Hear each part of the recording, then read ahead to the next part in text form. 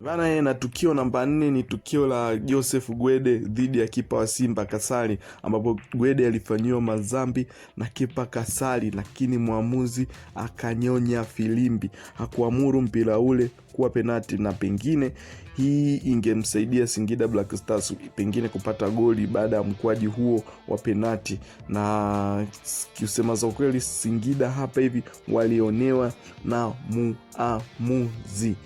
Hakuna haja ya kupepesa macho, ni Singida walionewa moja kwa moja, tukio ambalo hili lilichukua vichwa vya habari. Ukiachana na ile tukio la Aucho ambapo mara nyingi ukirudia ile picha za marejeo unakuta hakufanyiwa chochote. Nambari 3, tukio nambari 3 ni tukio la Prince Mpumelelo Dube dhidi ya Simba. Mwamuzi huyu aliamua offside.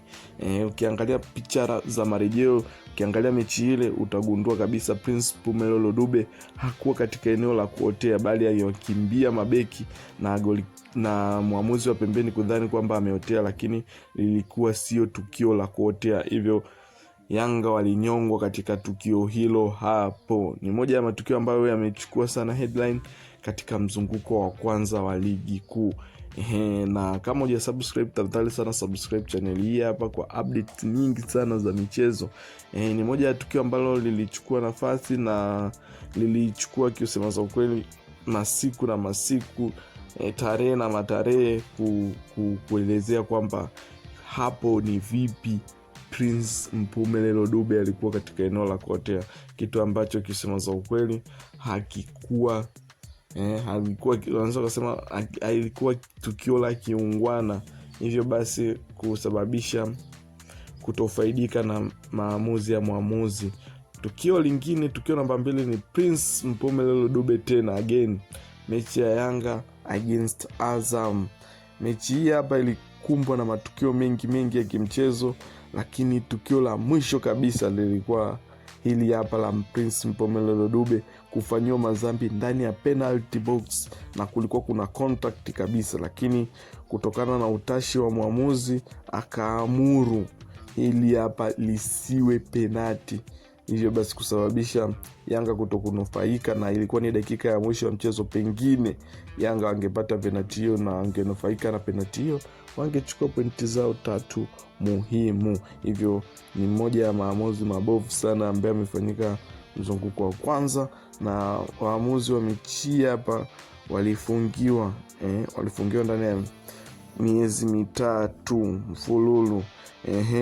Bila kusahau tukio nambari 1, ile ambalo ndo lilisababisha hisia kubwa za watu, ni tukio la Sele Gomez, Selemani Mwalimu.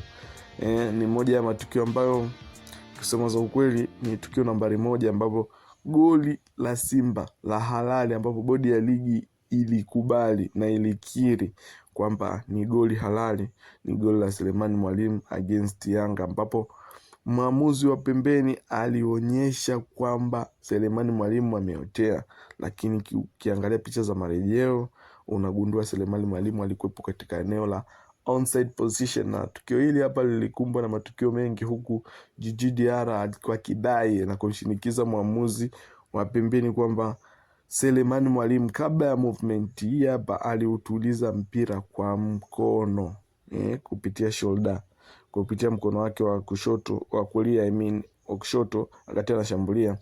Hivyo basi Diarra akiwa naamini kwamba alikuwa ameushika ule mpira, lakini mwamuzi wa pembeni yeye hakungamua kama mpira ule ulishikwa.